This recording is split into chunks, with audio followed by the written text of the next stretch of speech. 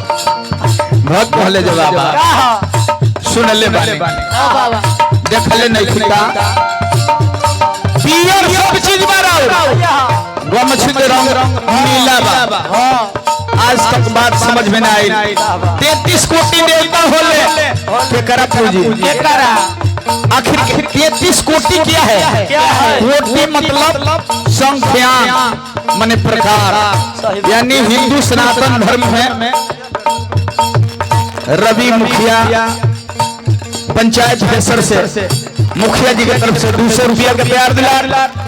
हार्दिक अभिनंदन स्वागत बंधन रहे मुखिया जी। बहुत पहले बाबू कि 33 कोटि देवता बड़े यानी 33 प्रकार के संख्या के ध्यान है अलग अलग भगवंत रहे वो 33 हम 12 गो रुद्र 12 गो यानी 11 गो रुद्र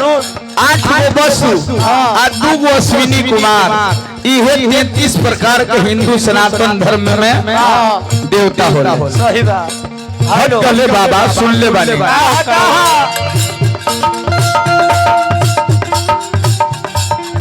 पिता महादेव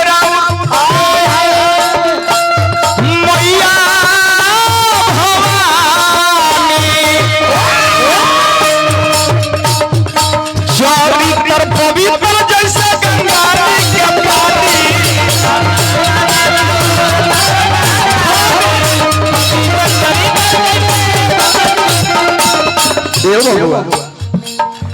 पिता महादेव राउर अरे मैया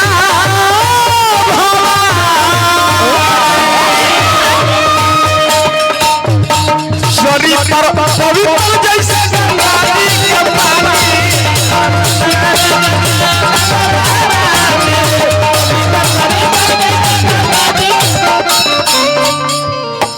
रोड धो के अभी चली निमन आदमी जाई सुंदर आदमी जाई तो ध्यान दी कितना मतलब भगवान एकरा के रूपवान बनैले बड़े एतवार के का तो पढ़ले हवा हो जात देख मर्द लंगड़ा लौ यात्रा बनावे अरवा विकलांग बोगी में आइला आ सब देवता से ऊपर ए बाबा कहत बा मंगला के दादा भरती हो क्या बात है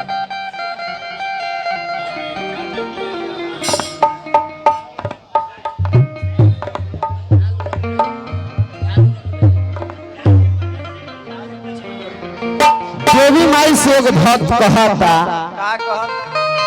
का कहतले का भइल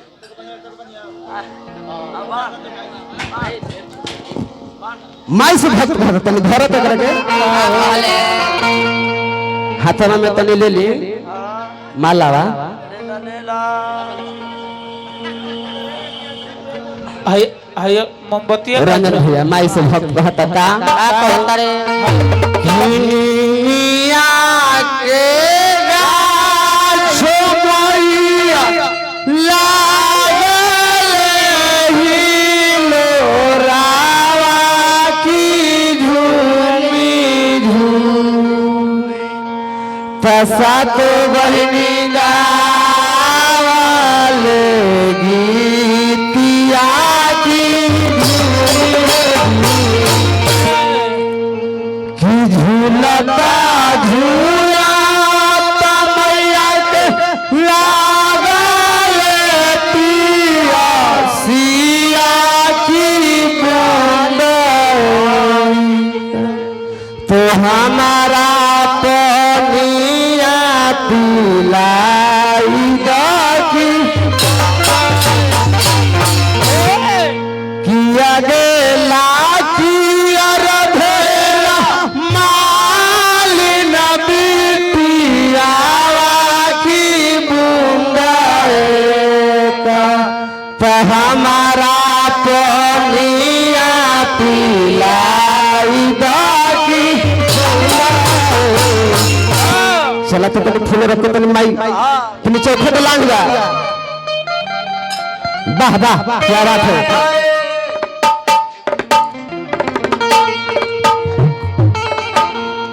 गेंदा गुलाब हर माई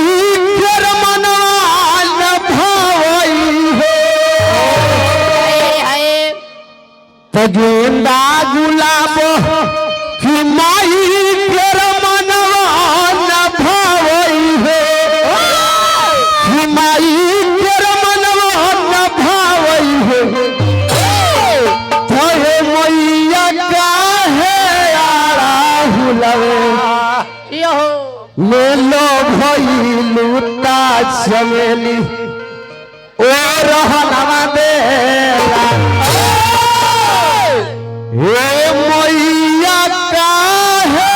आला हुलवा ले लो भइलुता चमेली ओ रहनवा देला यही साहब हमारे भैया जी यानी भैया जी कहानी मुखिया जी की दोस्ती करी जाला तो हाथी से यानी ऊंचे आदमी से ठीक कहानी हो गया जी सही बात दोस्ती करी जाला तो हाथी से इन्हें की दोस्ती करी जाला कुत्ता से का है हमर मोदी जी बुर्बक हथिन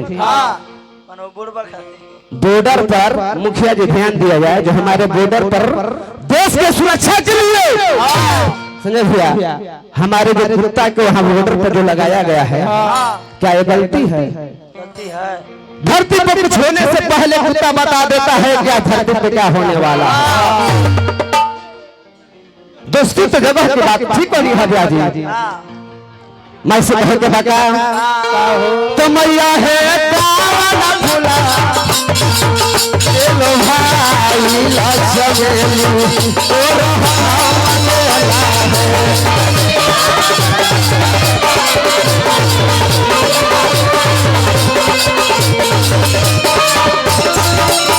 मैया है काला फूला में रहे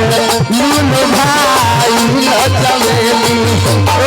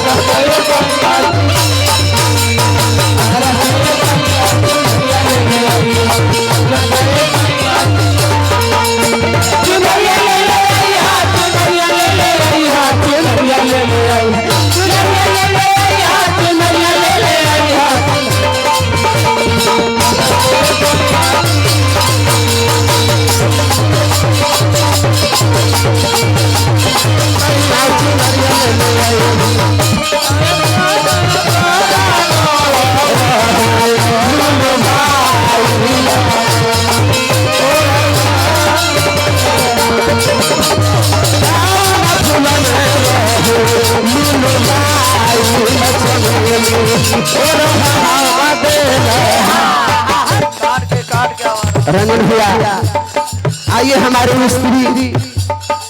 ग्राम महथा शंभू चचा की ओर से 100 रुपये का पुरस्कार आइलबा मंडली की ओर से आशीर्वाद के चाहना रही। आइए हमारे भाई साहब हमें भी पुरस्कार दिया, हमारे दोनों डांसर को भी। क्या बात है। आइए हमारे फिर मामा का नंबर लग गई। आज हारे रहे हीरो गाने अभी रात करेंगे बा आई तो रुआ चल ले फिर आइलो पुरस्कार कहे बेटा तो मैया है कान फूल में रहे मुन भाई चलो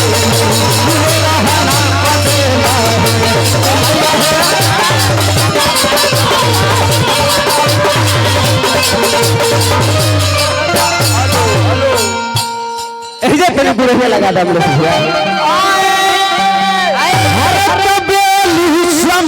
ले माई को ध्यान दो रानी दोनों लोगों की क्या बात है। हक बेली समेली रे माई को और माना वो न बेली समेली माई को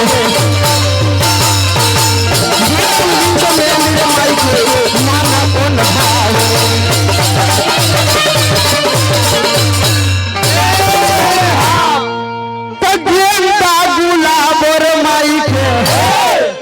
मुखिया जी सब फूल देवता बना चढ़े है, कुछ फूल के सरापे मिल गए है। तो गेंदा गुलाब और माई के क्या बात है तो माना वो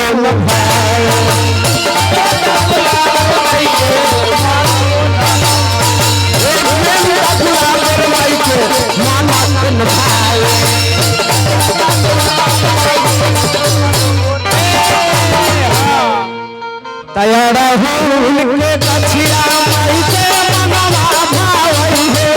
माई के मनवा भावई है तैयार फूल के कछिया माई के मनवा भावई है माई के मनवा भावई है। तो ये मैया का है आरा हुलाए मैं तो भाई